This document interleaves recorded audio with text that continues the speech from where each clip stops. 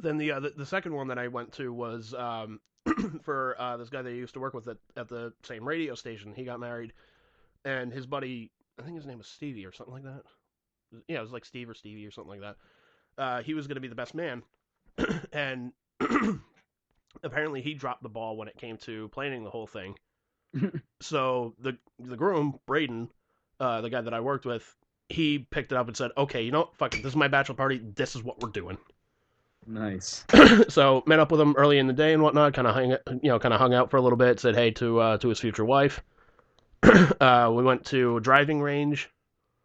We ended up going to a strip club in the afternoon. I was just like, this is fucking weird, but I saw one of the funniest fucking tattoos on my life. Seriously, there was a stripper there.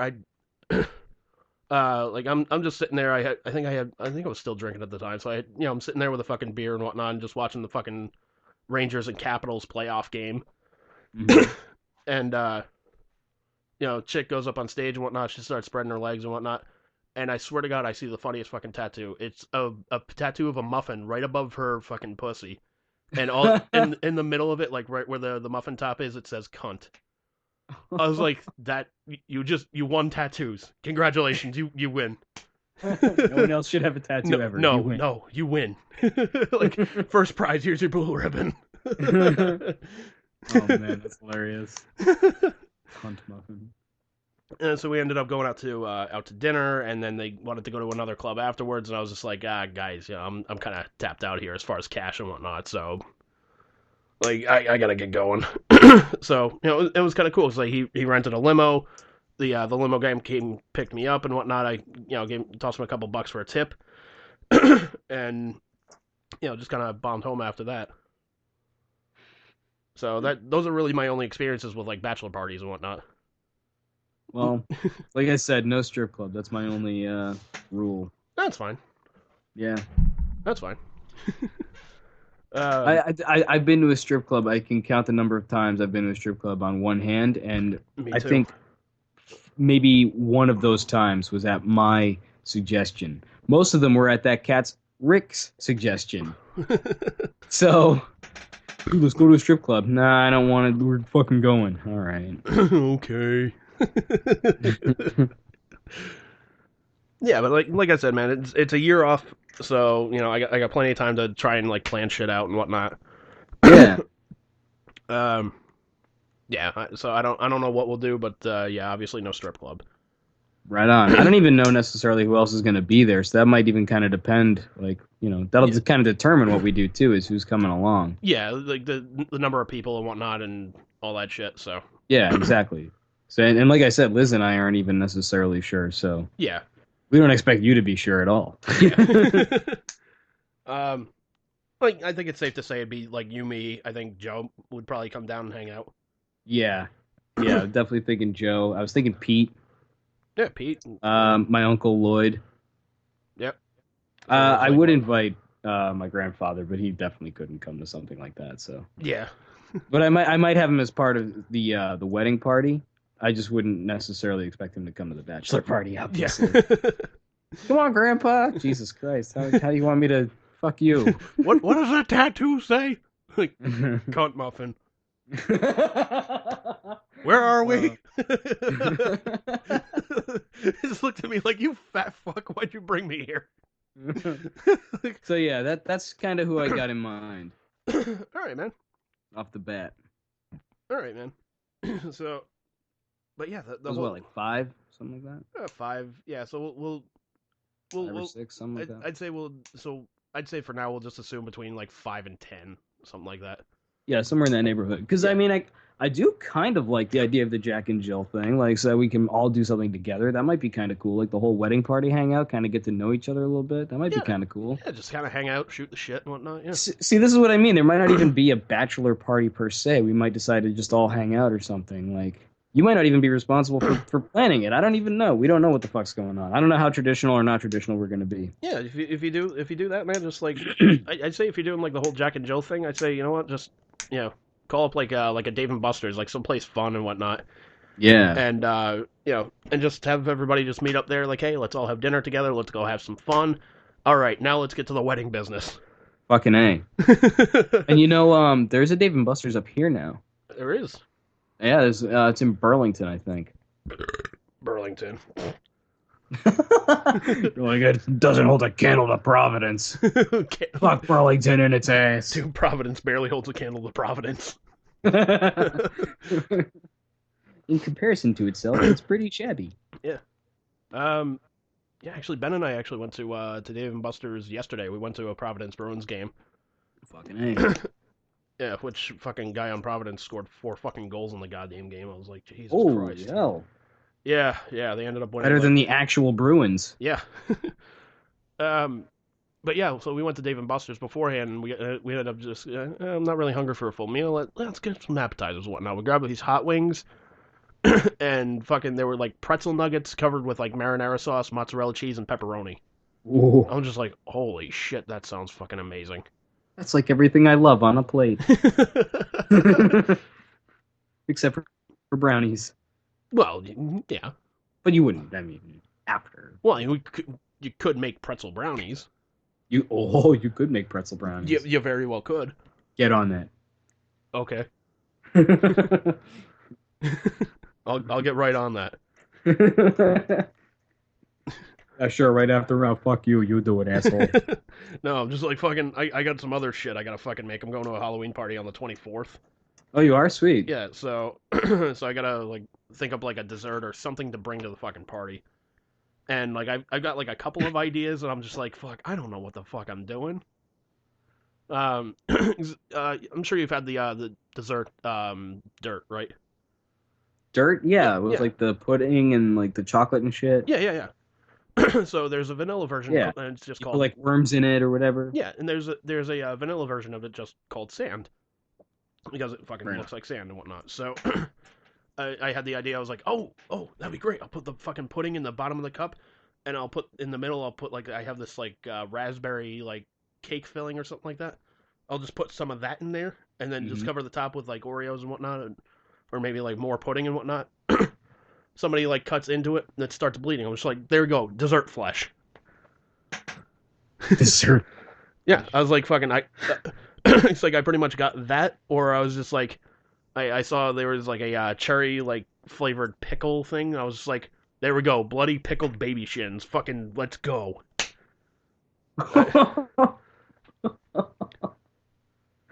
Oh man. I'm like, why the fuck not? I saw this thing recently about making Rice Krispie treats into brains. Could probably where like you just mold them by hand, and then like you can pipe on veins or whatever. Huh. Yeah, it was pretty cool. This seems kind of cool. I was also thinking there was this recipe online. It's basically like you line the bottom of like a 9x9 pan with cookie dough. Mm-hmm. Preferably chocolate chip, but whatever works for you. You line it up with Oreos, and then you pour brownie batter on top of that. Ooh. Bake it like 350 for about like 10 to 15 minutes, I think.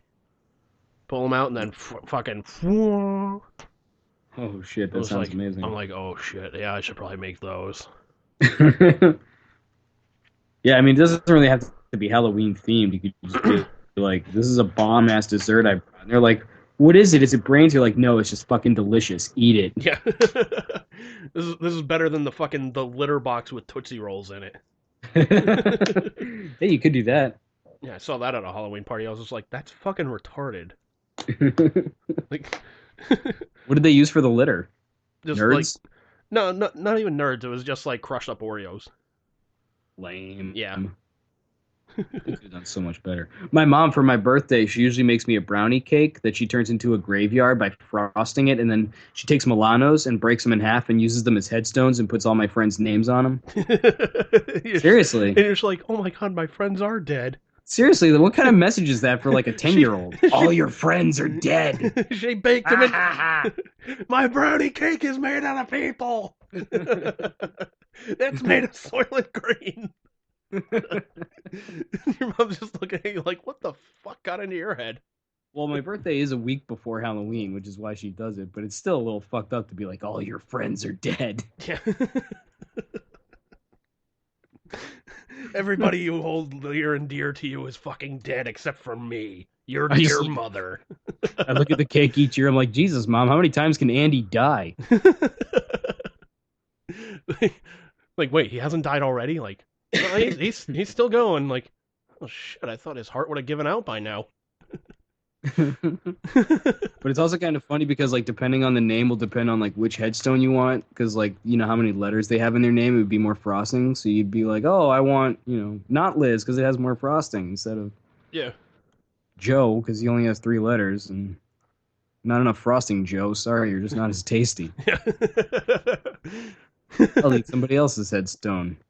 Yeah, and instead like, you know, there's normal looking graves and then there's one huge fucking bump and then it's the tombstone just says Andy. I was like, fuck. It just Oh, you goes, mean like a raised surface? You mean? yeah. Like clearly 6 feet was not enough to bury his fat ass. They needed another 2.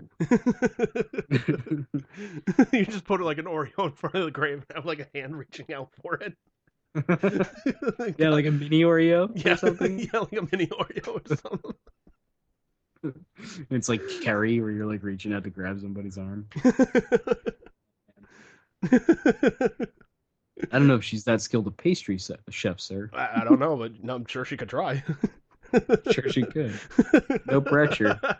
Do it. Yeah, I'm just like, and them just being like Tim Curry from it, like, we all get frosted down here, Bruce. Just holding up a piece of the cake, like, don't you want it? We've got balloons too. Bruce. Gotta admit though, the combination of Milano and brownie, oof. Yeah, it's pretty good, yeah. Milano frosting and brownie, oof. Do you have Prince Albert in a can? You do? Well, better let the poor fellow out. I think we actually talked about Tim Curry last podcast. I think we talked so. about how he had a stroke and shit. Yeah, fucking, the guy's still awesome, man. I just saw and I saw the cast actually got together for like the 40th anniversary of Rocky Horror. They all got together and whatnot. Sweet. And fucking Tim Curry was there. I was like, motherfucker, all right. Nice. That must have been pretty recent, right? That was pretty recent. That was about a week or two ago. Yeah. Yeah, I had to check out those pictures, man. I didn't know. Yeah. Didn't know. Yeah. Fucking who knew? It's gonna make me want to go watch Rocky Horror Picture Show. Goddammit. Yeah.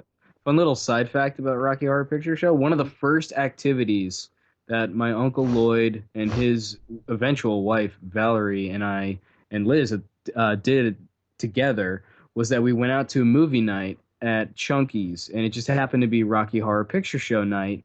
And like so many people dressed up and brought the props and shit and were yelling, and it was like vulgar as anything. And Valerie's not really the kind of girl who likes vulgar stuff, so Yeah.